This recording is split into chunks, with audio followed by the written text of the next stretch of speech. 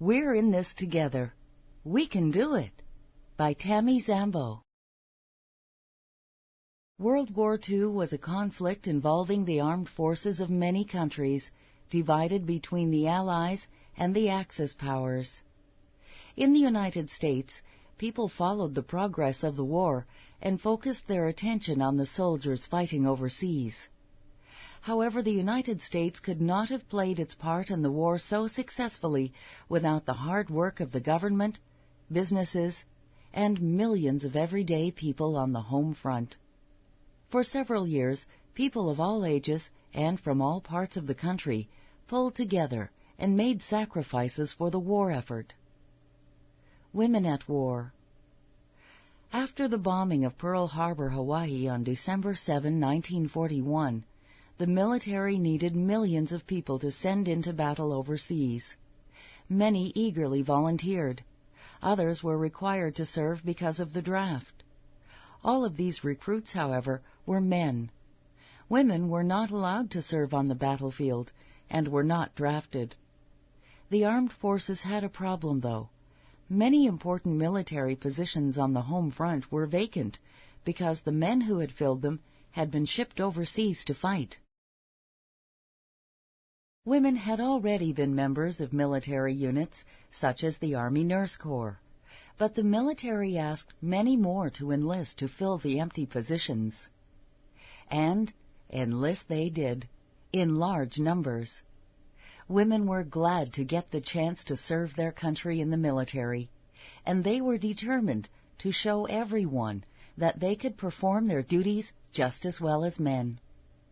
Every branch of the military established at least one unit specifically for women. Women in the Army and Navy Nurse Corps were shipped all over the world to nurse wounded American soldiers and sailors. Women pilots who joined the Women Air Force Service Pilots flew all types of planes, including fighters and bombers, to deliver them from factories to American troops who were waiting to take the planes overseas. Women in the Coast Guard Women's Reserve did everything from rigging parachutes to coding and decoding messages sent to ships. By the end of the war, more than 244,000 women had served in the military. Civilian defense. Not everyone was able to enlist in the military, but there were plenty of defense-related roles to fill in every city and town. A new agency, called the Office of Civilian Defense, encouraged citizens to give an hour a day for the USA. Volunteer wardens in every block or neighborhood prepared for air raids that they felt might come at any time. They conducted alarm drills and made sure that people observed blackouts. Blackouts are when lights are turned off to hide targets from enemy air raids at night. Blackouts were also ordered along the East Coast so that ships sailing close to shore would not be silhouetted against city lights. This would keep ships more safe from attack by German submarines. Many citizens who could fly planes volunteered to serve in the Civil Air Patrol. CAP pilots flew small planes to transport military staff, blood supplies, and mail. They also flew over factories in mock bombing raids, dropping sacks filled with flour to show that some landmarks needed to be disguised. War brings work. Besides boosting civilian defense as volunteers, millions of Americans got jobs that were related to the war effort. All across the country, factories were transformed to produce military equipment, weapons, or other goods that the troops needed.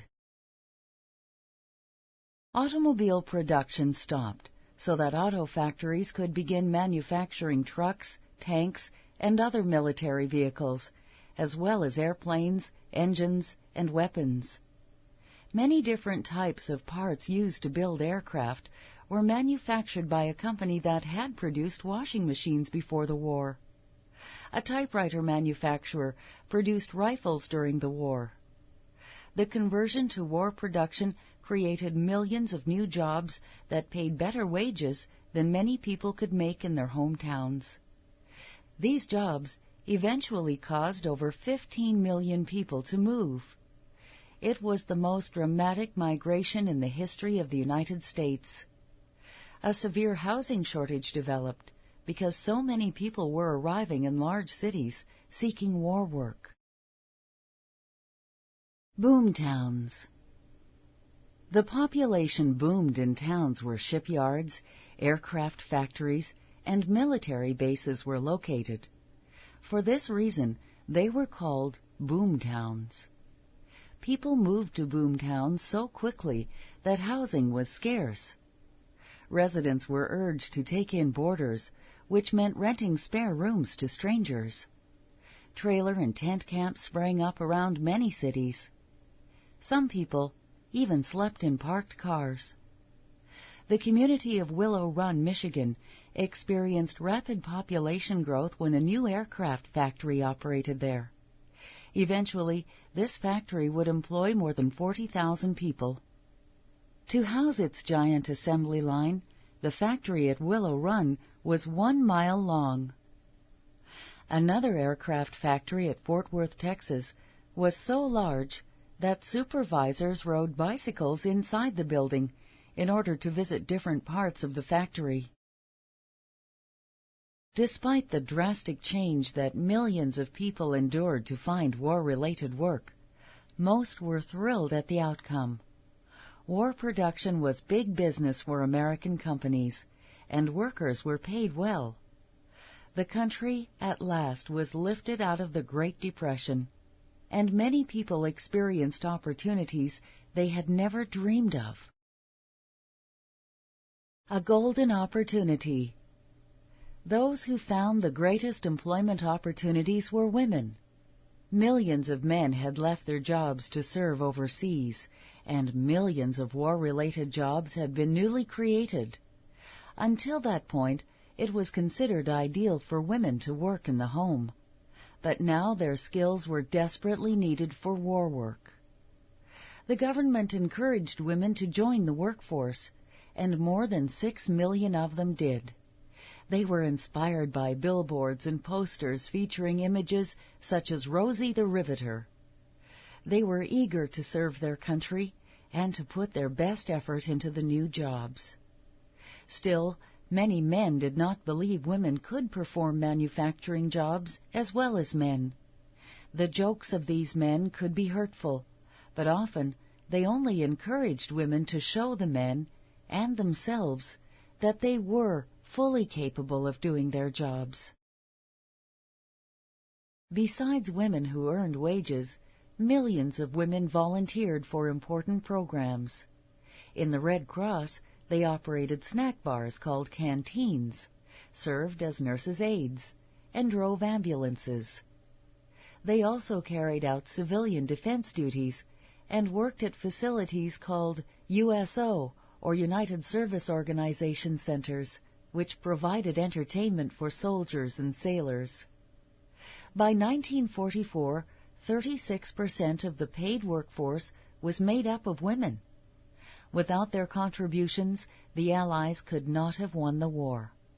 Yet, women were paid 40% less than men for performing the very same jobs. In addition, when the soldiers came home, most women lost their jobs to men. Women were encouraged to return to their previous lives, even though many of them preferred to remain in the workforce. The internment camps. The determination to pull together to win the war boosted American spirits. However, for many people, and the United States government as well, pulling together also meant being suspicious of some of their fellow Americans. After Japan bombed the United States naval base at Pearl Harbor, many people felt that Japanese Americans could not be trusted. They were afraid that some Japanese Americans might give important information to the Japanese government or damage property in the United States. Immigrants from Japan were not allowed to become United States citizens until 1952. Still, they were loyal to America.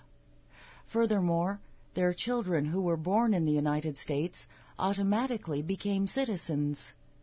Nevertheless, in February 1942, President Franklin Roosevelt signed an order which allowed military commanders to order the removal of Japanese Americans from the west coast of the United States. Shortly thereafter, some 120,000 Japanese Americans had to leave, sell, or arrange for the safekeeping of their homes and businesses, and then move to internment camps built especially to house them. 8 of the 10 camps were located in isolated and barren areas in 6 western states. 2 more were located in Arkansas. Surrounded by barbed wire and guarded by soldiers, the Japanese Americans were forced to live in the cramped, dusty camps and had to try to re-establish a normal daily life. Despite the harsh way they were treated, Japanese Americans were very patriotic. Many Japanese American men served in the United States Army during the war. Most of the Japanese Americans were forced to stay in the camps for as long as 3 years. Gradually, however, the government released them, and in early 1945 began to close the camps.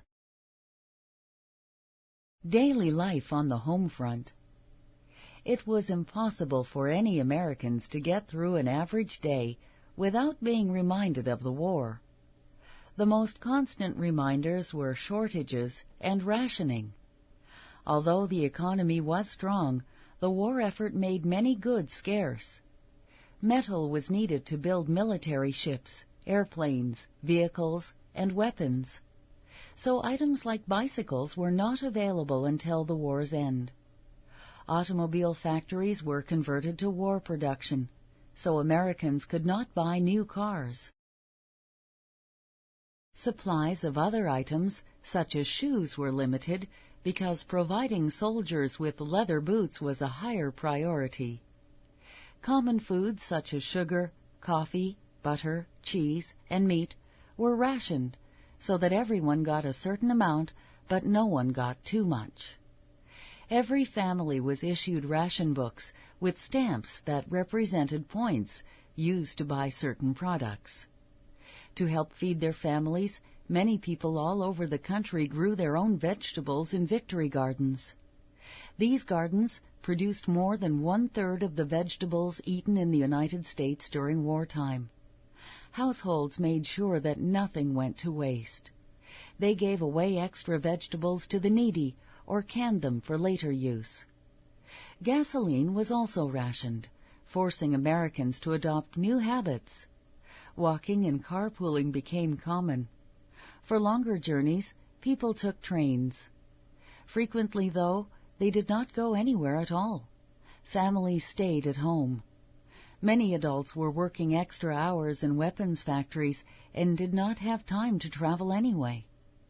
Writing letters was a part of daily life, especially if a family member was in the military.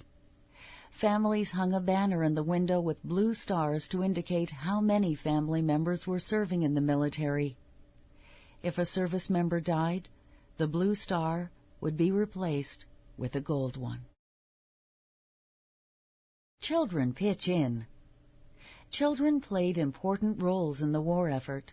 Many of them took on civilian defense duties.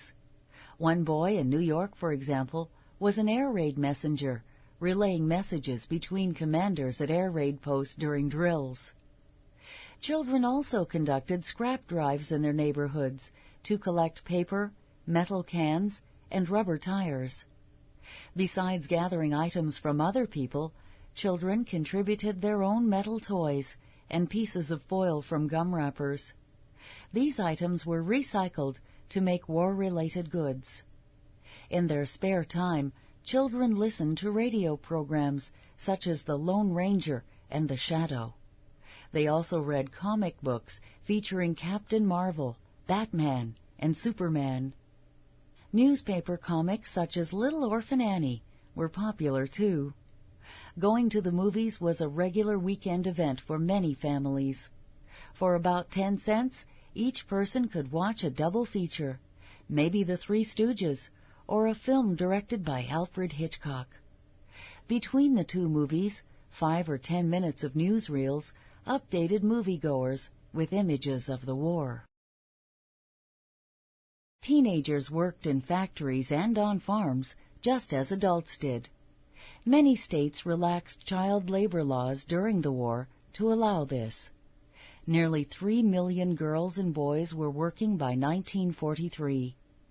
In their spare time, teenagers enjoyed the most popular music of the day, swing music.